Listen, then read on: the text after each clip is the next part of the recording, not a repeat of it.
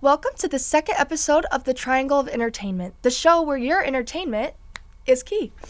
I'm your host, Jill Young, and like last time, there is so much in store for you. We've got the awaited finale of The Cookie in the Box. Timothy has brought more magical tricks and theatrics. Zach has a review for, hopefully, a better movie than Percy Jackson films.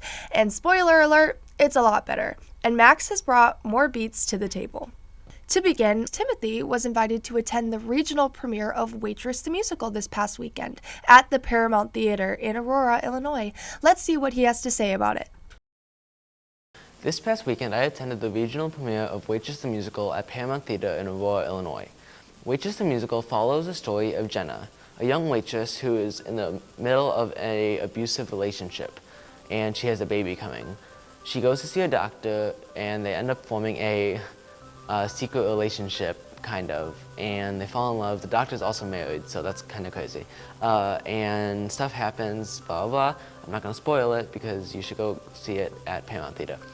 Today I will be giving you my honest thoughts of Waitress the Musical, the Paramount production.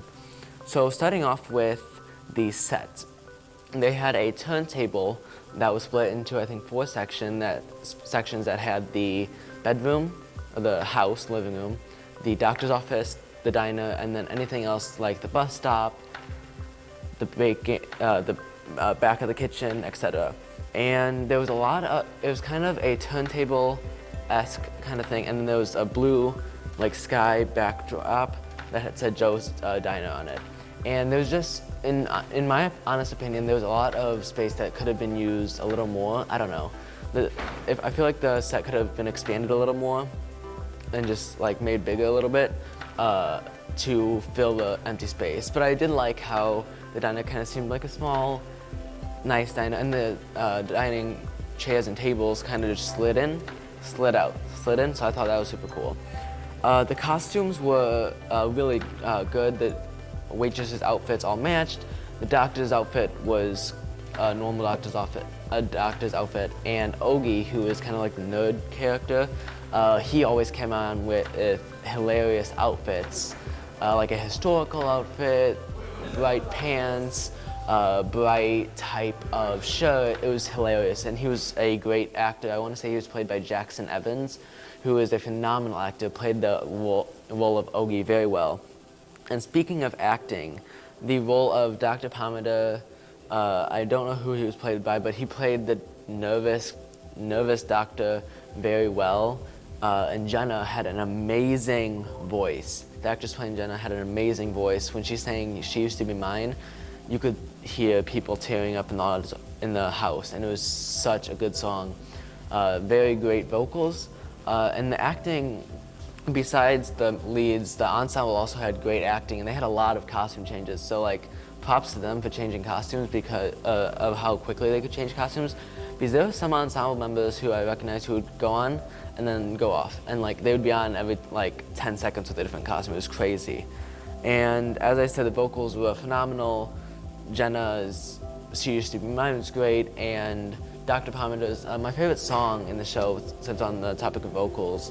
One of my favorite songs that have been stuck in my head for the past few days ever since I saw it was the "It Only Takes a Taste," the one where Dr. Pomander is singing to Jenna about her pie. And it is such a catchy tune. And I also love "Never Getting Rid of Me," where it's sung by Ogie, the nerd character. And the overall rating I would give the show is definitely I would say a 9 out of 10. Everything was phenomenal. The staff also was very nice at the theater, so that also added to the experience. I would give it a 9. The only reason I wouldn't give it a 10 is because of all the space that was in the backdrop that could have been used a little more to expand the set. But overall, it was a very good production, and I would definitely see it again. You have until March 20th, I want to say, to go see Waitress the Musical at Paramount Theater in Aurora, Illinois. What a great review. It sounds like a pretty good show. We'll be right back after this short break, and when we come back, we'll have Max with the review on yet another song. Fuck, it's one of those guys. Hey, watch this.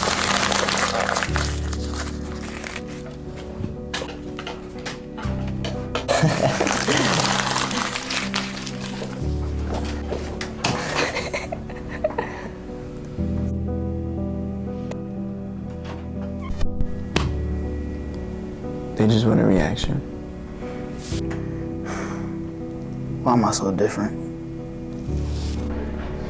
Oh, not him again.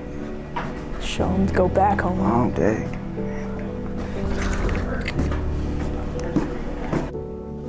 Yeah, I'll show him. Bro, watch it. Yo, don't treat him wrong just because he's a little different. Yeah, you're right.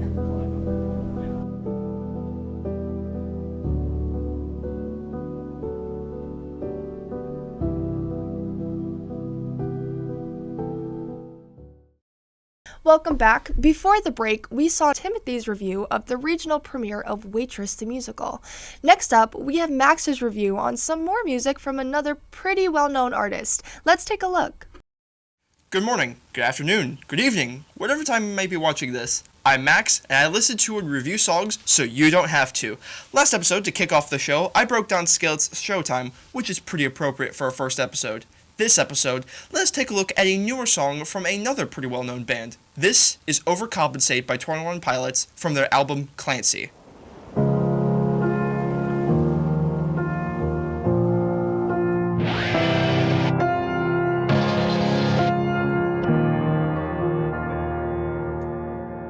Right off the bat, nostalgia overload. The intro with the line "Welcome back to Trench" really hits home as a 21 Pilots fan, as it alludes to one of the duo's earlier albums.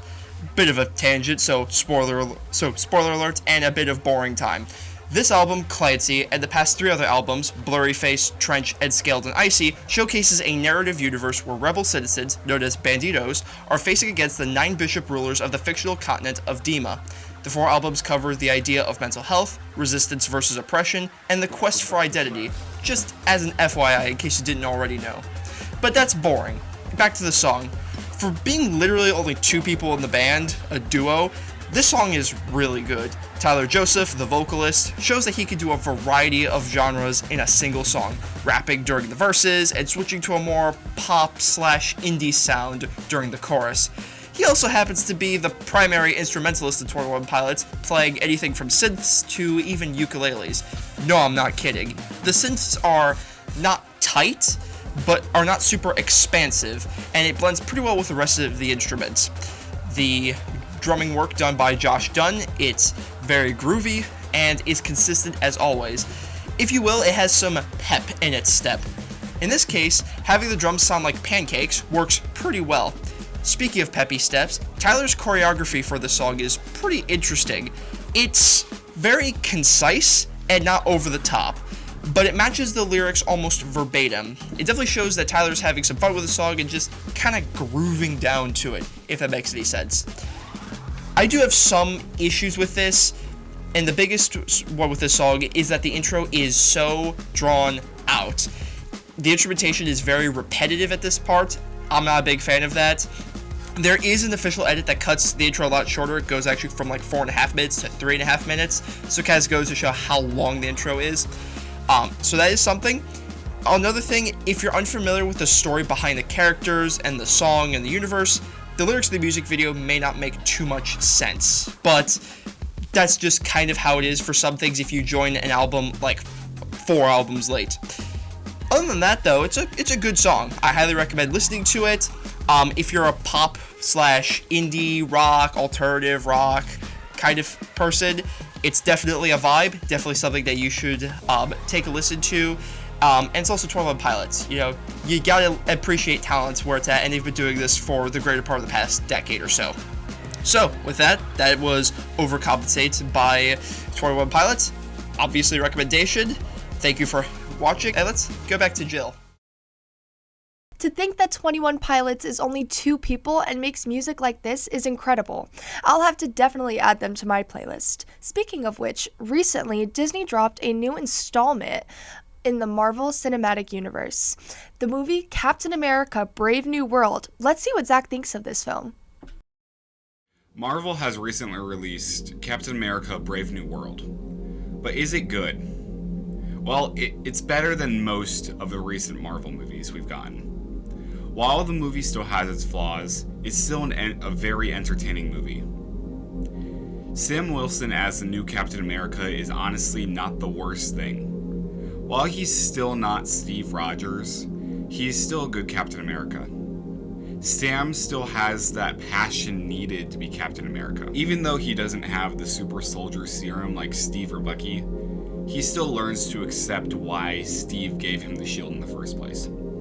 The fact that Sam doesn't have the strength like Steve makes him more of a relatable character.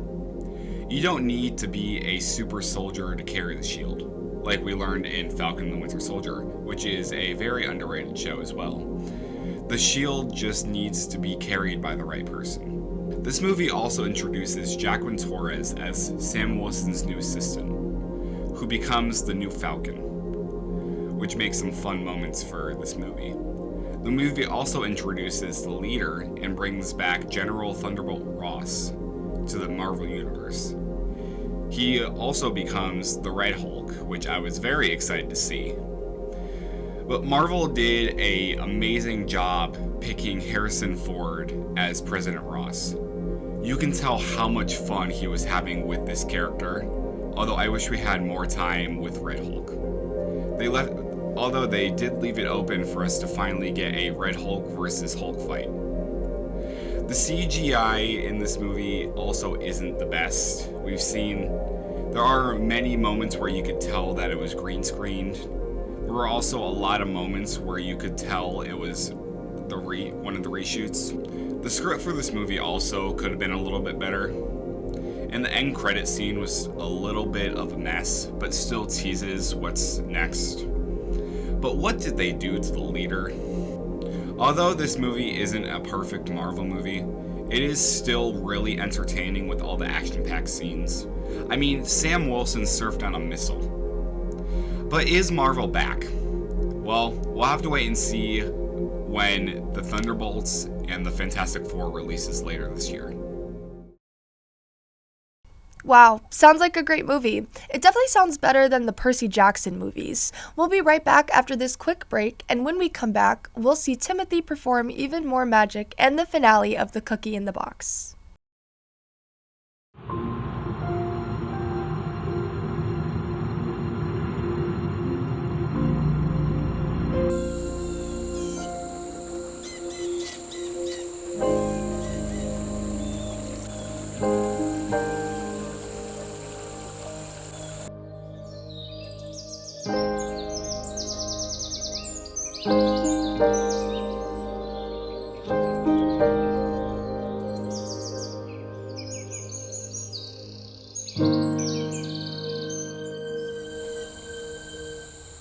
Dirty water is killing around 800 children each day, and with your support, you can help provide clean water to children all over the world. Every donation helps a kid out and have clean water for life. Let's go farther together. Help us by donating to our cause.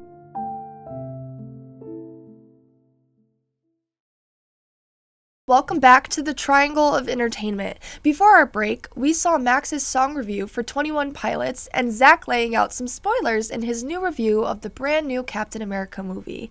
Up next, we have Timothy doing what he does best, magic. Let's watch.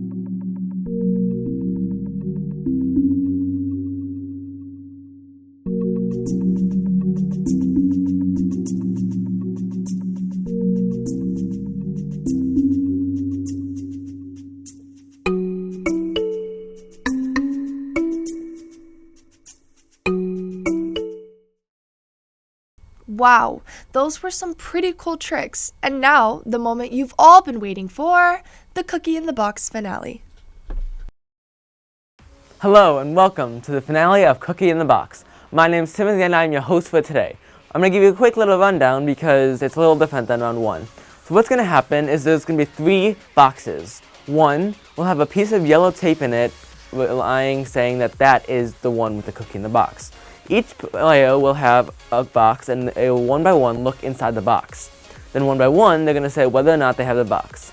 After that, the players will have 1 minute to discuss and debate whether or not each of them have the cookie. And after the 1 minute, one by one they're going to have the opportunity to switch boxes with each other. Without further ado, let's play Cookie in the Box.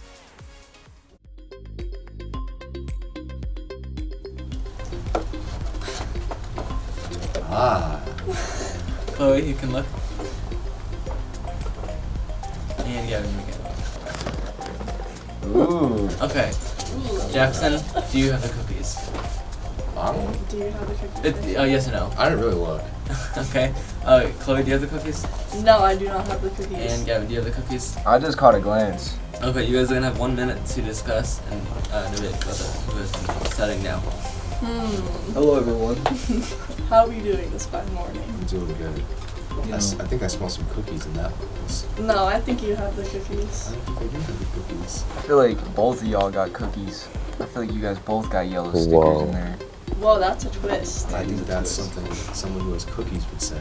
I mean, Yeah, that's very you true. would hope I would say that if I had cookies. Wait, We need a right there. break. My Hold up. spiritual aura. You says forget I'm that. Superman. Nope. 30 I seconds see left. it in your box. I can see the yellow I'm- aura. Whoa. Astral projection of the cookies. Honestly, in I this see box the in aura my too. mind. The sticky I'm note not is gonna coming lie. right out of your box. I'm It's not like gonna a lie, I beacon. see the aura. He has it. Mm-mm. I'm telling you, he I just has can't it. believe it. No, you're Someone with a yellow sticky note would say such a word. Am I just trying to 10 make you think seconds I have it? Ooh. Alright, I have my answer, guys. What if he You doesn't reverse even you have it? psychology?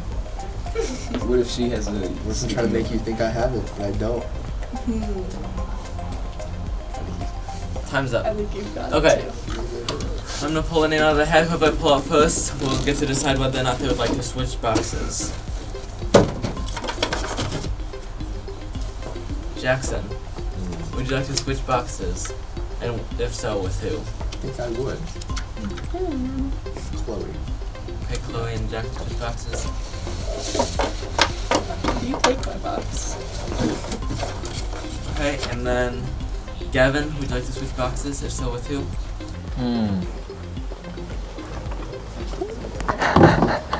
I would like to switch a box with. Because then you would think about, right? The person with the cookie wouldn't want to give up the sticky note because they could keep their box, right? Is that a thing? Yeah.